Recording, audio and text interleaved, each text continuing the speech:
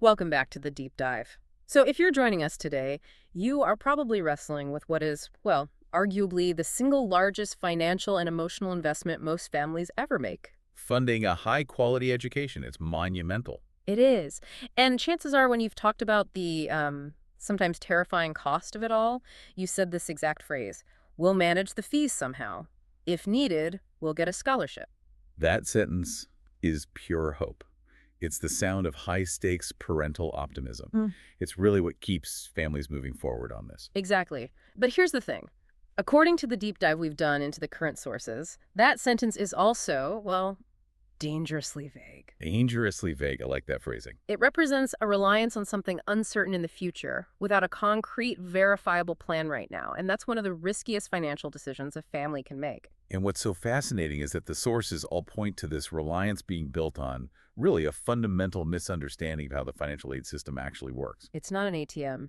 It's not an ATM waiting for a great student to just make a withdrawal. Not at all. So our mission today is pretty critical. We're here to help you, the listener, really understand the reality of education funding. We want to separate promise from probability Hate from advertisement. and, most importantly, planning from panic. The goal here is to replace that vague hope with a solid strategy. And the immediate hard truth, the starting point for anyone listening, is this.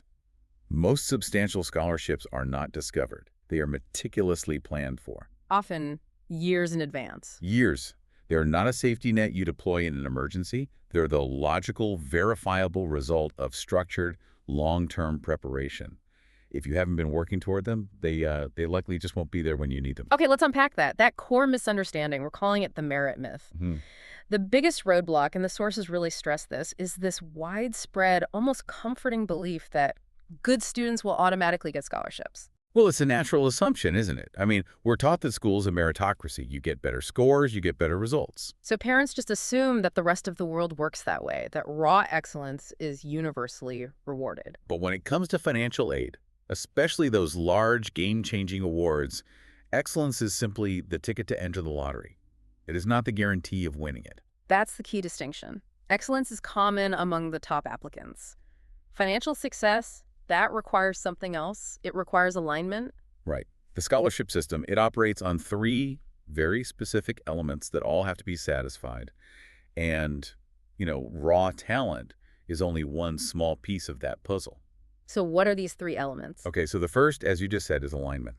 And this means there has to be a specific match between the student's profile and the donor's incredibly narrow, very explicit mission. Can you give us a really detailed example of just how narrow that alignment can be? Because I think this is where people get tripped up. Oh, absolutely. Think about it like this. A donor isn't just looking for a smart kid. That's way too broad. Right. They might be looking for, say, a smart first-generation female university applicant from a rural district in Maharashtra who demonstrates a clear interest in sustainable agriculture. That is incredibly specific. It is. So now imagine a student who scores 98% on their board exams. Brilliant kid. But they live in Mumbai and want to study computer science. Okay. They are perfectly excellent, but they are entirely misaligned with that donor's mission. So that $50,000 scholarship goes to the student who is maybe 90% bright and meets all those other very specific alignment criteria. And the 98% student in Mumbai gets a rejection. A rejection. Not because they weren't good enough, but because the funding was earmarked years ago for a very specific purpose. They just don't fit. So high grades are just table stakes. Alignment is the real key that unlocks the funds. Precisely. And that brings us to the second element, which is documentation. This is the non-negotiable administrative backbone of this entire process. The paperwork. All the paperwork. Scholarships required robust, verifiable proof of every single claim you make in that application. And this is where the system starts to really filter people out, isn't it? People who might otherwise be a perfect fit. It's a huge filter. If you claim you have financial need, you need impeccable multi-year income proof, not just last year's tax return. Okay. If you claim you have leadership experience, you need third-party verifiable evidence. You can't just say, I was president of the club. The documentation has to be flawless, complete, in the right format. If it isn't, the entire application just collapses. And that's an administrative failure, not an intellectual one? Exactly. And the third element is consistency. The sources are so clear on this. Scholarship committees are investing in a person's future, and they want to see sustained effort over time. This is the thing that rejects those last-minute attempts to, pad a resume. 100%. They can spot it a mile away. If a student suddenly joins 5 clubs and starts a nonprofit in grade 11, the committee knows exactly what that is. It's strategic positioning. So they're looking for the student who started something in grade 8 or 9 and stuck with it. Yes. They're looking for that long-term passion, that dedication. It demonstrates reliability and follow-through. It shows who you really are. That's a really powerful way to put it. And if we connect this back, it changes everything. We tend to look at financial aid as a kind of rescue rope. And that is the danger. It's not a rescue rope. It's a highly structured system. It requires specific inputs, adherence to strict protocols, and those protocols were set years in advance. So if you didn't start inputting the right data, the alignment, the documentation, the consistency 3 or 4 years ago, The system simply cannot deliver the output you want today. It wasn't designed for last-minute rescues. So moving into the mechanics of this system, it's so vital to understand that financial support isn't just one thing. right. The sources break it down into 3 major globally recognized types. But most parents, because they're stuck on that merit myth, they only focus on the first one. Okay, let's detail these 3 categories because this is really the foundation of any successful funding strategy. The first one is the one everyone knows, merit-based aid. This is purely about objective performance. Grades, test scores, a special talent like music or athletics. Exactly. It's the easiest to define, but honestly, it's often the hardest to secure in a substantial way because the competition is absolutely global. You're up against everyone. Then we have the second category, the one that's critical but often a bit uncomfortable for people, need-based aid. Right. This is based entirely on the family's financial context, their income, their assets, their overall ability to pay. So it's about the gap between the cost of the school and what a formula says your family can contribute. Precisely. And it requires intense financial transparency. The documentation requirements can feel very intrusive. And the third category, which kind of operates in the background, is mobility-linked aid. This is where things get really strategic. Mobility-linked aid is based on factors like inclusion, geography, or diversity. So scholarships for students from rural areas or for specific minority groups. Exactly. Or even for students pursuing a field that a government or donor wants to promote, like renewable energy or public health. The donor is using the money to direct the flow of talent. Okay, so here's where it gets really interesting, and you touched on this. The combination advantage. The real opportunities are often at the intersection of these 3. Absolutely. This is the sweet spot. You might not win the pure top-of-the-pyramid academic scholarship against the top 1% globally. That's a long shot. Right. But you stand an excellent chance of securing a scholarship designed for, say, a need-based student who's a first-generation learner from an underrepresented geographic region and who also has modest but impressive grades. Because that combination dramatically narrows the applicant pool. It transforms you from one of thousands of applicants into one of maybe a handful. Your odds just went way, way up. But to even play in that space, you need that administrative clarity. Let's talk about the documentation nobody talks about, because this is where so much potential just collapses.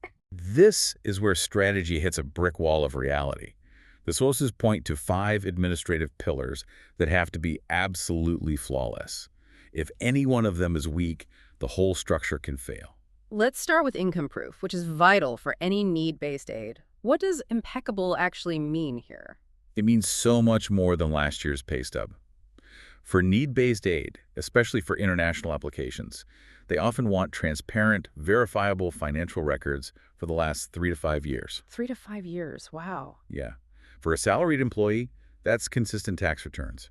But for a business owner or someone who's self-employed, it means audited financial statements, clear explanations of assets. And what are the common mistakes people make? Big red flags are fluctuating declared income year to year or mixing personal and business expenses. That immediately makes a selection committee nervous. They're looking for consistency and verifiable truth. That immediately complicates things for so many families who don't have, perfectly neat financial lives. It does. The second pillar is academic transcripts, but again, not just the final score.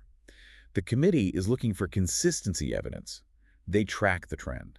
Were the grades consistent from grade 9 through 12, or did they suddenly spike at the end? And believe it or not, a consistent upward trend often looks better to a committee than a sudden, sharp jump in the final year. Consistency suggests resilience and a solid work ethic. Okay, third pillar, recommendation letters. Yes, non-negotiable. And they require a long lead time.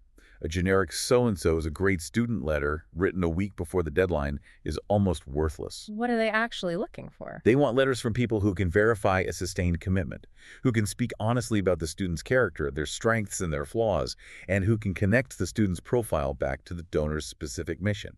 You have to start building those relationships with recommenders years in advance. And the last two, activity evidence and continuity, they go hand in hand. They do. If a student claims they led a community project, the committee wants verifiable third-party proof.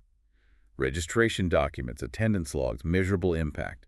Something concrete. And continuity is the timestamp on that. It's the timestamp. They need proof this wasn't just a one-week summer project.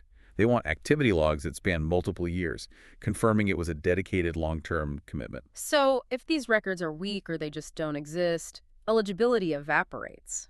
The talent might be there, but the administrative trail is missing. And that administrative failure leads us right to the critical timeline aspect, what we're calling the closed doors. Wait, I have to push back on this for a second. We're telling people they need to start building perfect income proof and detailed activity logs when their kid is in, what, grade 8 or 9? Yes. Doesn't that just create immense pressure? Doesn't that kill the joy of learning? That is the essential conflict, isn't it? Yeah. The source material makes it clear. Parents have to balance that financial prudence with creating emotional space for their child. But the system itself, the system is indifferent to that emotional burden. So what's the reality of the timeline? The reality is most substantial scholarships open, run their full course, and often close well before the university admissions deadlines even arrive. Why so early? Because of the long lead times. They need time for the applications, the essays, the interviews, and critically, to verify all that documentation we just talked about. So if a family only starts thinking seriously about this in grade 11, The majority of the doors are already shut. The doors for building those long-term activities, for securing those deep recommendation letters, for establishing that multi-year income control, they're closed. The system, by its very nature, rewards those who started the earliest. The parent looking for a life-saving scholarship at the last minute is, frankly, operating under an illusion created by advertising. Okay, so let's see how this plays out in specific education systems. We can start with the Central Board of Secondary Education, or CBSE. Students in this system are generally operating in a more formalized financial ecosystem. and what are the big advantages for a CBSE student when it comes to finding aid? It really comes down to standardization and national reach. The curriculum, the grading, it's consistent. That makes CBSE marks instantly recognizable across India. Which opens the door to government-backed schemes. Exactly.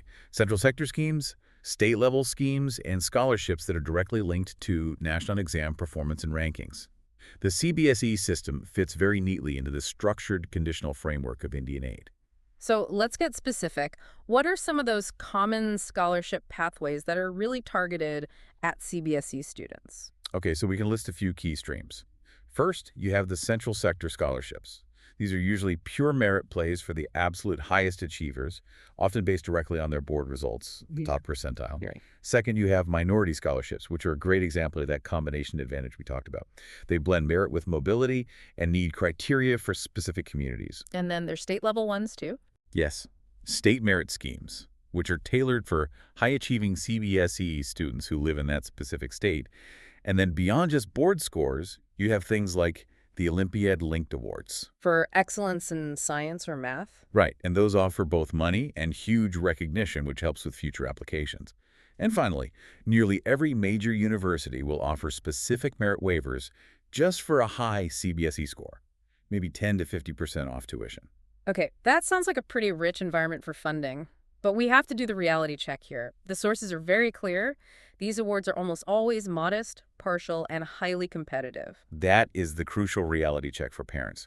These schemes are designed to reduce the financial burden. They might cover 10%, maybe 20% of your tuition. They rarely eliminate it entirely. Very, very rarely. Full ride guarantees are the exception, not the rule in this national system.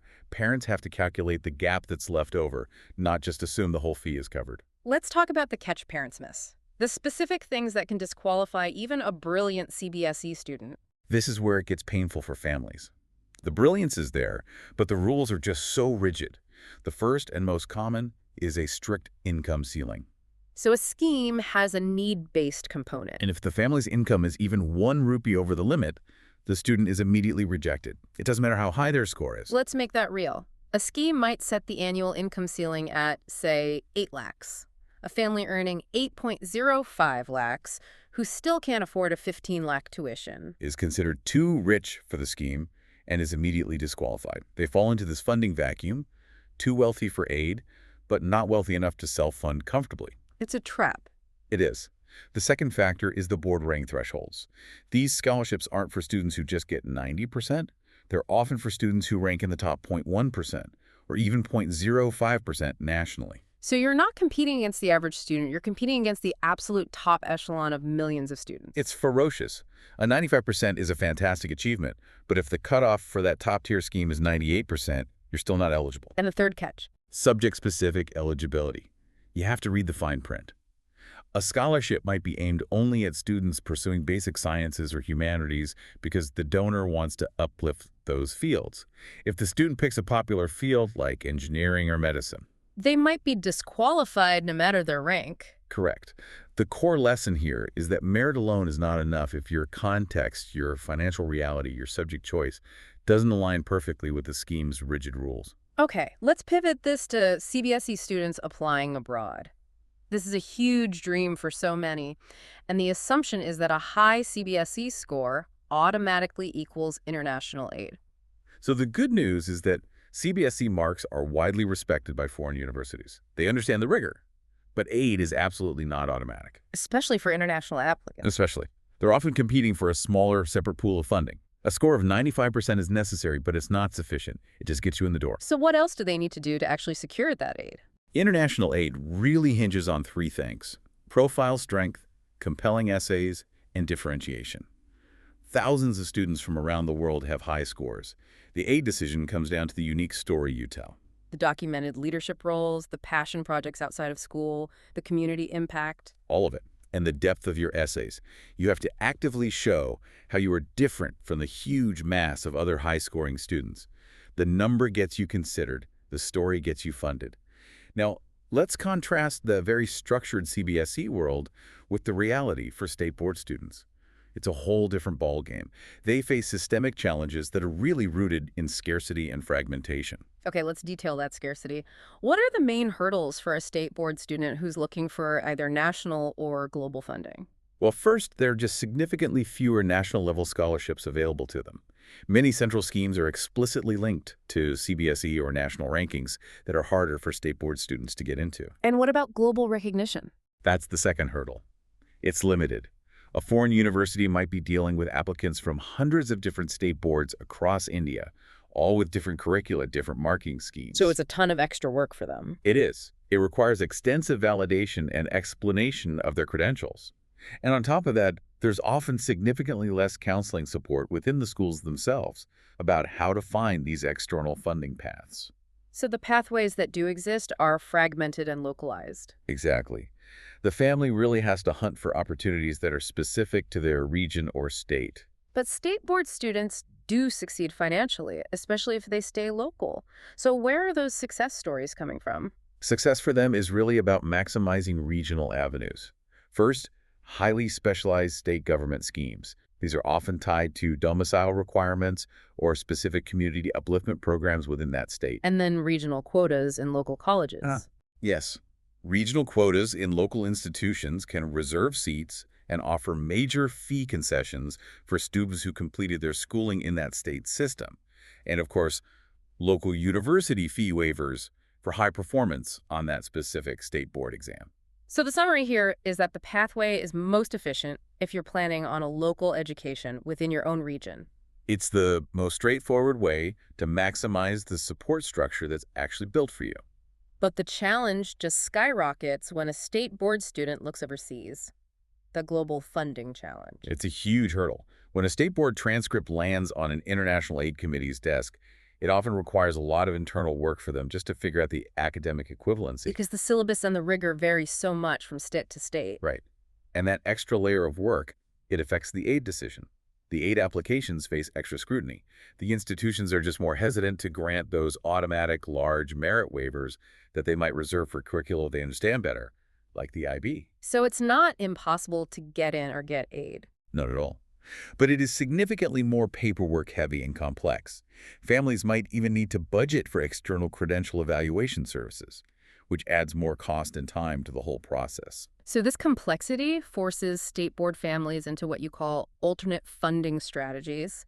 They have to become strategic financial mappers. They do. They often have to bypass the traditional academic scholarship route. And what does that mapping look like in practice? It means leveraging external financial tools. Securing a reliable education loan becomes absolutely paramount, and that means planning for collateral and cosigners starts very early. And also targeting community trusts and foundations. Yes, those organizations often have very localized mandates, sometimes tied to a specific city or community. They care less about a global academic rank and more about local impact. Let's talk about the phased education plan. How does that help? The phase plan is a brilliant strategic move. The family chooses a financially efficient local undergraduate degree first, which keeps costs low and maximizes all that regional support. And then the student applies abroad for a shorter, more specialized master's degree later on. Exactly. And by that point, their primary credential isn't their high school state board marks anymore. It's their undergraduate transcript from a recognized university. That simplifies the international application and aid process immensely. It's a dynamic, strategic, and often delayed approach to getting that global education. Okay, let's move to our final system. Yeah. The International Baccalaureate, or IB. The perception is that because it's so expensive to begin with, it must automatically guarantee high-level aid. We need to dissect that. Right. Why is the IB system so strongly linked to scholarship opportunities? The link is systemic, it's multi-layered. How so? Well, firstly, the IB schools themselves often offer their own internal scholarships and bursaries. It's a way to attract top talent and maintain their prestige. Okay, that makes sense. Secondly, because of their global networks and high-profile reputations, these schools are just better positioned to attract outside donor funding. And crucially, the curriculum itself is like an academic lingua franca. It aligns perfectly with global university systems. It does. It makes the application process so much smoother and more transparent for admissions officers. The fact that they inherently understand an IB7 versus an IB5 is a massive advantage in speed and trust. It's a known academic commodity worldwide. It is. But, and this is the critical caveat that parents often overlook, access is highly selective. Just getting the IB diploma only gets you in the door. It's the sustained high-level performance within that expensive framework that determines aid. Let's talk about the aid offered inside the IB schools themselves, the school-level scholarships. What are they and what makes them so risky? So internal aid can be merit-based fee reductions, need-based bursaries, or sometimes sibling discounts. They definitely help with the high upfront cost. But what's the risk? Why are they tenuous? The risk is that these awards are limited, and crucially, they are often reviewed and reevaluated every single year, annually. They are dependent on the student maintaining that sustained high performance, a 6 or a 7 in every subject. If a student's performance dips even slightly, that aid can be immediately revoked or cut back. That creates an incredibly high-pressure financial environment. It does. A family is paying premium fees and essentially betting that their child will perform flawlessly year after year just to maintain that discount. Okay, so let's turn to the global stage. What's the specific advantage an IB student has when they're looking for university-level aid abroad? The advantage is clarity and speed. Foreign universities trust the curriculum. They don't have to do the extra work of credential evaluation like they do with state boards. They also use predicted grades, right? Yes, and that's huge. They use predicted grades early in the process, which allows them to make provisional aid offer scholarships much sooner than for other curricula. But we know it still comes down to non-academic factors. Absolutely. The IB diploma grants you eligibility and trust, but the final substantial awards still hinge on the quality of the overall profile. The compelling essays, the verifiable leadership, the extracurriculars, and whether the student's story aligns with the university's priorities. So the IB score is the price of admission, but the well-crafted profile is the key to the vault. A perfect way to put it. Now, here's the hidden cost we have to talk about. The emotional pressure. Parents often underestimate the immense human toll involved in these IB aid pathways. It demands an incredible amount from the entire family. For the parents, maintaining need-based aid means transparent, detailed, and often intrusive financial disclosure year after year. And for the student. For the student, maintaining that aid eligibility, both internal and external, demands sustained, near-flawless academic performance. The sources highlight that this requires immense emotional resilience. The pressure is just constant. And how does that pressure negatively impact the student's actual education? We see two major negative impacts. First, it directly intensifies student burnout. The constant need to get a perfect 7 to keep a scholarship is just not sustainable for many students, no matter how talented they are. It leads to chronic stress. And the second impact? This one is maybe more tragic. It often distorts their subject choices. A student might abandon a genuine interest, something they love like literature or history, and they gravitate towards what they perceive as aid-friendly fields. Like engineering or computer science, because that's where they think the money is. Exactly. They sacrifice their intellectual curiosity at the altar of financial gain. That is a profound internal cost that's rarely factored into the expense sheet. So the IB reality check is what? It's clear. It offers the highest access to global aid systems and the highest chance of securing substantial partial funding. But it comes at the cost of being incredibly expensive upfront, intensely emotionally demanding, and financially precarious without a very strong backup plan. You're paying a premium to enter a high-stakes, high-pressure competition. Hashtag tag outro taxer. We've covered a lot of ground today. I mean, from busting the merit myth to the nitty-gritty of CBSE, state, and IB boards. But the core lesson, it really cuts across every single one of them. That's right. The families who succeed, the ones who secure their child's future with some stability, are the ones who stop relying on hope and adopt a rigorous financial planning mindset. And that mindset really comes down to answering 4 non-negotiable questions. And you have to answer them before choosing a board, before applying to college, and before relying on that promise of uncertain aid. The first question, how much can we fund sustainably without any aid? You have to establish your financial floor, your guaranteed stable investment that gives you peace of mind no matter what happens. Second, which scholarships are truly realistic for our specific student based on their profile and that criteria alignment we talked about, versus which are just aspirational long shots? You have to be brutally honest. Third, what specific multi-year documentation do we need to start building right now? That's the administrative homework that has to start in middle school. The income proofs, the activity logs, showing continuity, building those relationships for recommendation letters. And finally, the most important one. What is the robust, transparent backup plan if all of the uncertain aid, the external scholarships, the university bursaries, that last-minute hope, if all of it fails? Because a plan for your child's stability should never, ever rely on hope alone. Education funding has to feel planned, sustainable, and transparent. Not hopeful and fragile. Exactly. So here's the final takeaway, and this is a powerful summary drawn directly from the source material. Scholarships are not miracles that are bestowed upon the deserving. They are the logical outcomes of preparation, positioning, and patience. The greatest danger a family faces is betting their child's stability and their emotional well-being on an uncertain aid system they start planning for way too late. The immediate, critical question you need to ask yourself right now is this. Given the 3 to 5 year lead time this all requires, what preparation gaps are critical for you to address immediately? Start planning today.